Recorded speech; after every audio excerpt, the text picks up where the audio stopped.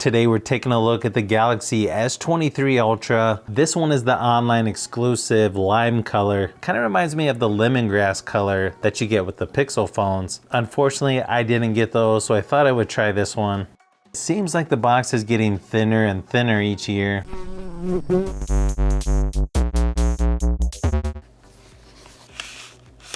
So inside the box, you've got a quick start guide, terms and conditions. I'm kind of surprised they still include the USB-C to USB-C charging cable, and then your SIM card removal tool as well.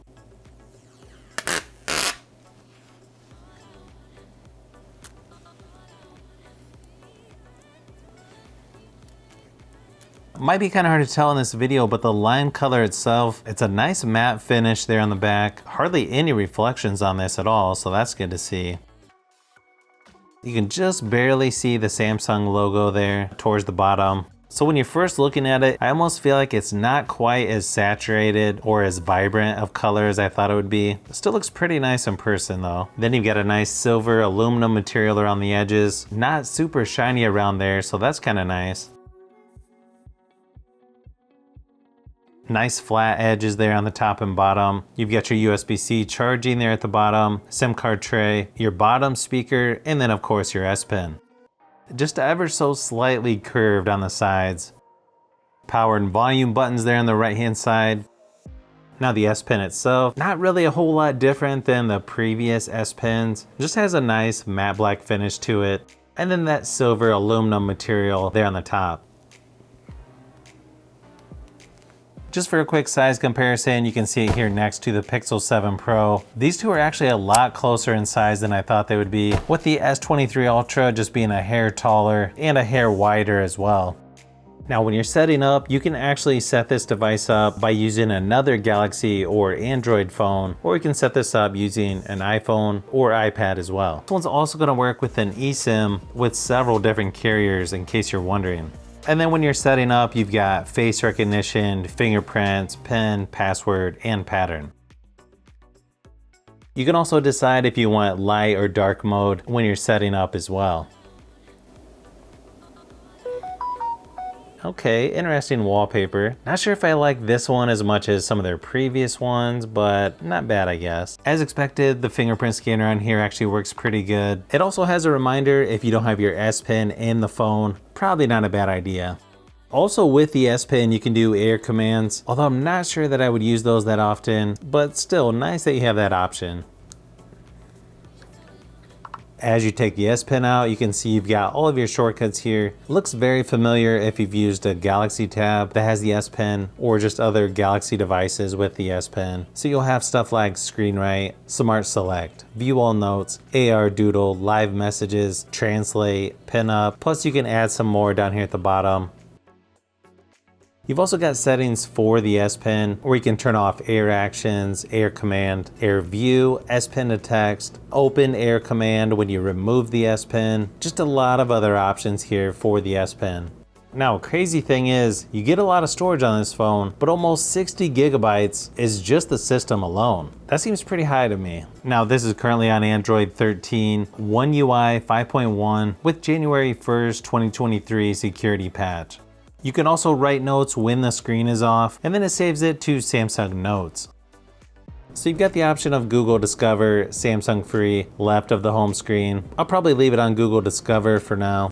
Swipe up to access all of your apps, and this actually looks very similar to some other Samsung phones I've used. Not really that different from their entry-level A14 5G that I just did a video on. You've got most of the typical stuff from Google, Microsoft, obviously Samsung. And good thing is it looks like you can uninstall apps if you don't need those. That's always good to see. You've also got your shortcuts over here on the edge. So you don't necessarily have to put all of your apps right here on the home screen. That is one thing I do like on Samsung phones. You can also edit these right down here at the bottom. You can also remove the weather widget there in the middle if you don't want that there, or you can create a stack where it's got several widgets that you can cycle through. This is also surprisingly accurate when you're writing in a search field using the S Pen. Even if your handwriting isn't the best out there, it still seems to be pretty close on what I'm looking for. Now, my first impressions of the screen on here, it definitely looks like one of the better ones out there that I've seen, which is kind of expected from Samsung, especially on their higher end devices. Nice thing about Samsung phones, if you go to recent, it always has shortcuts down here at the bottom at the apps that you've used recently, besides the ones above it. Now, if you're wondering what other wallpapers are on here, they all look pretty similar, just a little bit different color for each. Some are video, and then some are just static images, but you do have several different ones to choose from. You've also got their dynamic lock screen setting where it changes each time you use the phone. You can see it kind of flickers on my camera if I use 120 Hertz. If I move it down to 60, then it looks just fine. In person, there's not really a difference, only on camera. Now, up in the notification shade, there's pretty much a shortcut to everything you would need, like Wi-Fi, sound, Bluetooth, auto rotate, flashlight, mobile hotspot, airplane mode. You can also link this to a Windows device. Also has the screen recorder, quick share, smart view, nearby share, eye comfort shield, dark mode. Also, nice thing is you get Samsung DeX with this, so you could connect this to an external monitor or to a TV and use this pretty much like a Samsung tablet or even somewhat similar to a Chromebook, that type of thing. Do not disturb, scan QR code, and then modes. You've also got several stuff to add up here like camera access, NFC, security, privacy, always on display. Then you've got a ton of other shortcuts you can add up here at the top. Secure Wi-Fi, call and text on other devices, secure folder, Dolby Atmos, wireless power sharing, and S Pen Air Actions. Now, as far as Geekbench scores go, this one's gonna be one of the best out there, which is not a surprise considering this is the newest Snapdragon 8 Gen 2 processor. And if you're wanting a gaming phone, not sure if you're gonna find one out there much better than this, especially when you're talking about Android. Just testing out games like PUBG Mobile and Asphalt 9, yeah, everything looks really nice, loads pretty quick as expected. Didn't seem to overheat or have any issues so far, so that's good to see. One thing you won't have to worry about on here is battery life. I ran my typical battery drain test, and this might be the longest battery life I've seen so far. After 11 hours straight at 100% screen brightness, I still had 42% battery life left, and it's still going. But if my math is correct, if it's only using just over 5% per hour, it could easily last over 18 hours depending on what your settings are on. But this is just crazy compared to other cell phones I've tested. So I haven't really heard much about how the speakers are on this phone, but from just a quick test, are they the best sounding out there? Not really sure about that, but do seem like they're plenty loud enough. And tell me what's wrong and why you never said you felt that way. Guess you're trying to stay strong and fake a smile until I look away. But I've known you too long, it hurts to watch your blue eyes fade to gray as you fade away. As you fade away.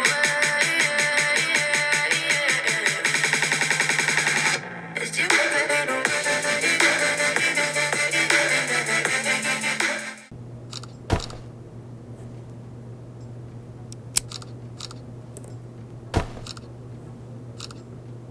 When you go into the camera app, you've got portrait, photo, video, and then in more you've got raw, pro video, night, food, panorama, super slow-mo, slow motion, hyperlapse, portrait video, director's view, single take, plus you've got Bixby Vision, AR zone, and then if you hit the little plus symbol down here, you can move some of these right into the camera app so that you don't have to go to more. Okay, so as expected, definitely one of the better cameras out there that you're gonna find on a smartphone. But here's a few samples of photo and video just to give you an idea of what to expect from the S23 Ultra.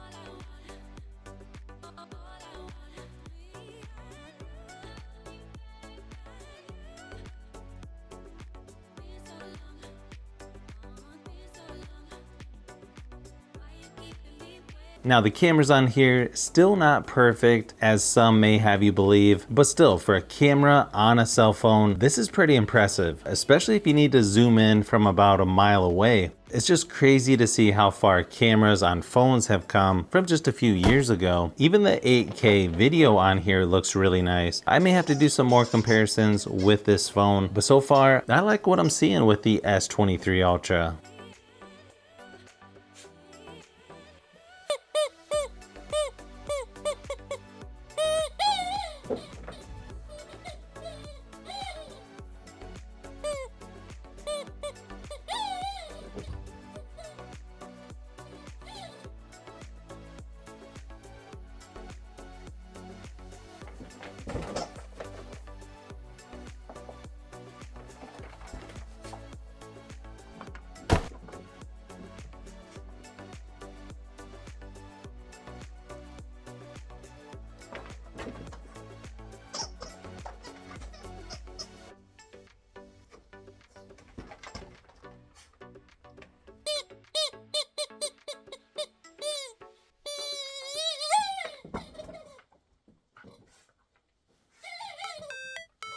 So if you've made it this far into the video, you may want to say thanks by subscribing, and don't forget to give a thumbs up if this video was helpful. This is Brian from Fishbee Productions. Thanks for watching, and I'll see you on the next one.